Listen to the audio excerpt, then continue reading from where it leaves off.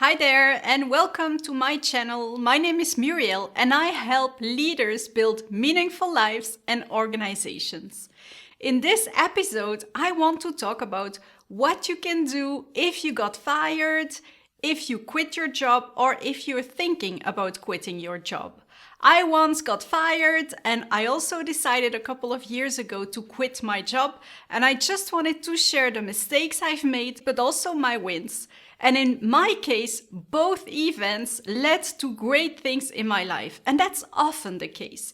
But getting fired or quitting your job might be very scary because you're unknown about the future.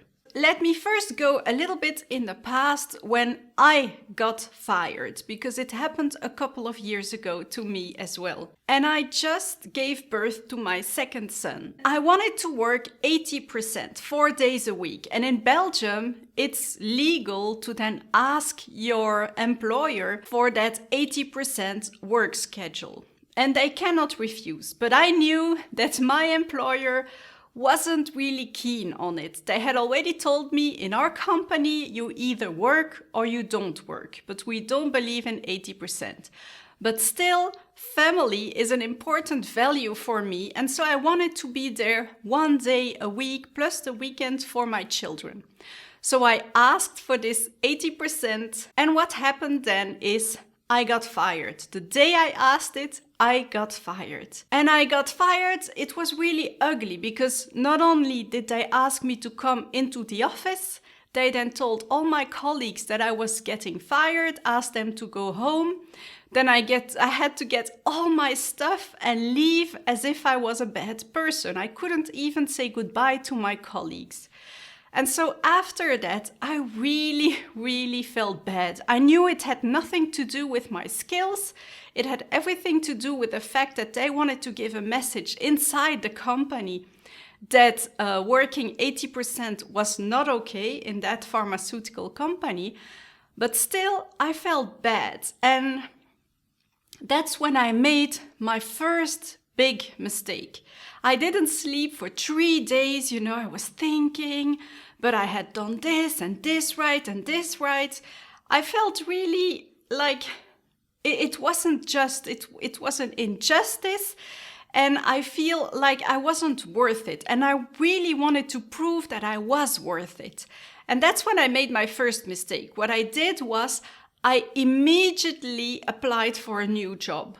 And I applied for a new job without thinking about what I really wanted. I just applied for a similar job in another company, and it didn't went well. I failed the test. I talked too much about myself, and because I wanted to prove myself that I was okay and I was worth it. And that's the first mistake. When you get fired or when you quit your job, I believe you should take the time to first get your energy back, and also to listen to your emotions and accept them. And I didn't listen to my emotions. I was scared, I was angry, I was fearful, and I put them aside and I went directly into action. And that was a big mistake, because I didn't get the job at the end. And I knew that if I would continue applying for other jobs with that mindset, it wouldn't help me. So what I did instead at that moment was really first get my energy level up again. Then I thought about what was important to me. And at that time, I had always proven myself at school, at university, in my career. I started at Procter & Gamble. I climbed a ladder pretty fast, and then I got fired. But now, what I really wanted to do, what I cared about, was my family, but also I wanted to have a job where I could make a difference. And so those two values were really important to me. But that's when I decided I would look for a job in line with those two values. So I would look for a job where I could work only 4 days a week, and a job where I could make a difference. And I don't know if it's by accident or maybe I sent a message in the universe, but I got contacted by a headhunter. And he contacted me for a job in educational publishing, a marketing job. And I had really a nice interview with him. I had a second nice interview at that job. And right before my last interview with a CEO, I remember I was sitting in the car in the parking lot calling with another friend who's a headhunter. And he was telling me, you know, Murielle, this is a step back in your career because it wasn't a big job, it wasn't a big name or a big company. And I thought, yeah, but I don't care because with this job, I can make a difference. I can sell as many school books as I want. It will make the world a better place. And I could work 80% and be there for my children and my family. So I took the job, and that was the best decision ever because a couple of years later, I became the CEO of that company. So here, please, if you just got fired, what will make all the difference for you finding a new job is getting over everything you feel. So listening, accepting what you feel, and then think about really what do you deeply care about? What are your values? And look for a job, or maybe it will present itself to you like it did with me. Look for a job in line with those values. And then, of course, fast forward a couple of years, I became the CEO of that company. I transformed it. And so if you want to listen to that story, you can watch that video about how I transformed from an overwhelmed CEO and mom to a meaningful life. But fast forward a couple of years and I was the CEO of this organization. And I had transformed it with great results, financial results, but also great results in terms of happiness of the people within the organization. And it was really tough. It was really tough because I had a lot of pressure coming from my shareholders. I had a lot of pressure coming from my employees. And I almost burned out at that time, or a couple of years before. I almost burned out, and I really had to transform myself before I could transform the organization. And it was really a journey of 2 steps forward, 1 step backward, 2 steps forward, 1 step backward. And I wanted to give up at least 50 times. But what kept me going was my why. I wanted to prove to the world that even with a short-term pressure to increase revenues coming from my shareholders, I could transform an organization and lead it with my heart. And I could build a meaningful life for me and be there for my children, for my family, and for my colleagues also, of course.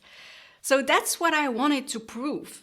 And then I succeeded. So I had transformed the organization, I had succeeded, and that's when I had this little voice telling me, it's time to quit. It's time to quit because first I wanted to help other organizations and other leaders like you reach this meaningful life and transform their organizations and lead differently. But I also wanted to quit because I wasn't aligned anymore with the values of my shareholders, which were only profits, and I got very high bonuses. Really, I even had the possibility to get a bonus of 1 million euros, but it wasn't aligned with who I was. I had to count every euro of everyone in the organization. Well, at the other side, I was given bonuses for the great results we were getting, and I didn't feel like this was me. I wanted really to have a life fully aligned with my values, and I was convinced that by quitting this job, the money would come back because my purpose is bigger than the money, and money always follows purpose. So that was a second reason why I wanted to quit. And the third reason is because I have a profile of transformation. So I like creating new things and I like putting new things in place. I like big transformations. But then once we are transformed, and of course we have to keep changing a little bit because the best way is to constantly change. But I'm not very good at maintaining or just improving the things that we have put in place. So I thought it would be better to have another kind of CEO. And that's why I decided to quit my job, my high-paying job with a company that I really loved, with colleagues that I loved. I decided to quit it to launch my own business to help you reach meaningful lives. And this time, what I did well was I listened and I accepted my emotions, because you might think because you quit your job that everything is going to be okay, you're going to be enthusiastic, and that's all. But it wasn't the case. I was, of course, enthusiastic at times, but at other times, I was afraid because I was quitting a high-paying job, and would I make enough money to make a living out of it? And I was also sad. And sad till the point of crying, as if someone had died, because I was sad because I was leaving a family, this organization. I had put my soul and my heart in this transformation with these colleagues, and now I was leaving them, so I was sad. And I really had to listen to that sadness, because it was telling me what was important for me. Of course, these colleagues, but also what I had built with them. And I had to listen to my fears as well, because they were genuine. And of course, when you start a company, you don't make a lot of money from the start. So I had to listen and accept these emotions.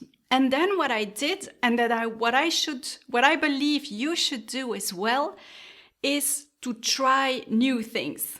And I knew what my mission, what my purpose was. I wanted to help leaders build meaningful lives and organizations.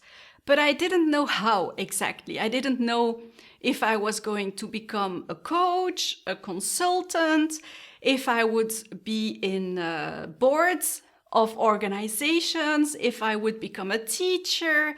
I really didn't know what I wanted. And so instead of thinking too much about it, I tried it all. So I did some consulting, I did some coaching, I taught, I gave workshops, I was in a couple of boards of directors, and then I bought this house in Andalusia where I'm currently at, and I decided, I really love this village in Andalusia, and normally I live in Brussels.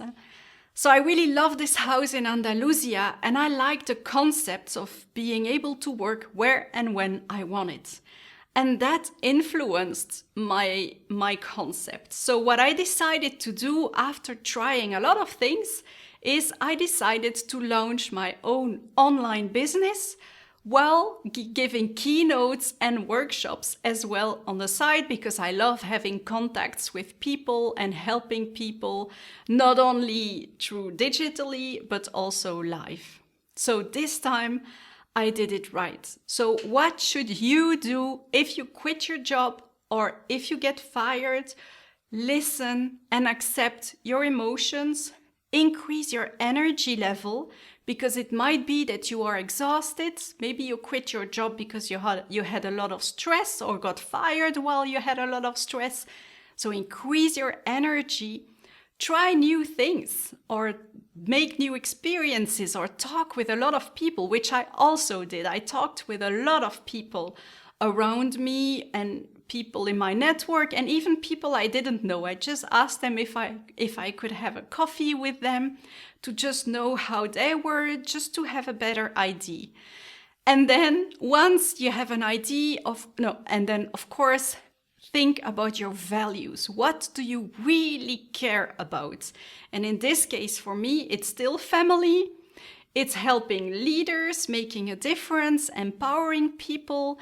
It's well-being, not only my well-being, but also the well-being of others. And it's, of course, family. And that's why I choose this job and this new career of launching my own business. So think about your values as well and just act upon it. And don't forget, it doesn't have to be perfect from the start. You might not have the perfect job or the perfect organization when you start. You can always pivot later.